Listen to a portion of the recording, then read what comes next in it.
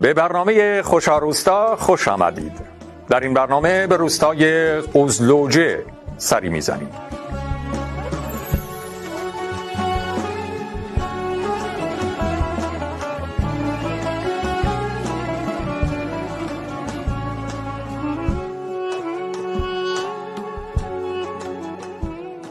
در فاصله 32 کیلومتری شهرستان عجبشیر و در بخش قلعه چای در استان آذربایجان شرقی روستایی وجود دارد که از طبیعت بکر و آب و هوایی نسبتاً خنک بهره مند است.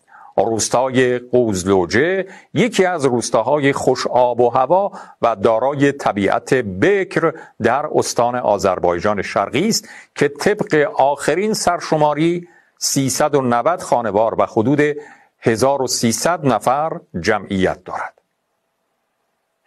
این روستای ییلاقی و کوهستانی تابستان‌های دلانگیز و زمستان‌های سرد دارد.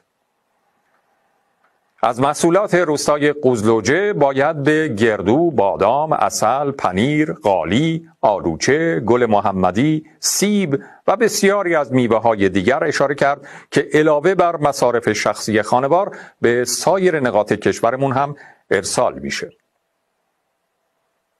به مانند بسیاری از روستاهای سراسر کشور که جاذبه‌های دیدنی و تاریخی بسیاری دارند، روستای قوزلوجه هم مناظر دیدنی جالب توجه و درخوری دارد که میتوان به ساختار پلکانی و باغ‌های سرسبز و همچنین چشمه‌های طبیعی و کوه‌های بلند اطراف روستا و همینطور آبشار شرشر اشاره کرد که باعث شده تا گردشگران بسیاری را از سایر نقاط استان و حتی کشورهای دیگر و همینطور کشور عزیز خودمون ایران رهسپار این دیار کند.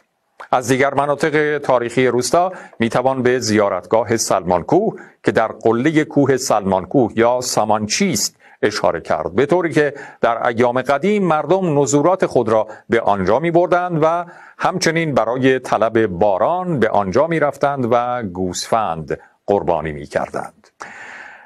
خب این هم روستای این هفته ما. برای معرفی این روستا آقای علی عبدی با ما همکاری کردند و تصاویر و فیلم هایی هم که مشاهده کردید بخشی از اونها رو آقای عبدی در اختیار روستا تیوی گذاشتند که ازشون تشکر میکنم. شما هم اگر تمایل به معرفی روستای زیبای خودتون در روستا تیوی دارید میتونید مطالب، عکس ها و فیلم های خودتون رو برای ما ارسال کنید تا بنده اجرا کنم و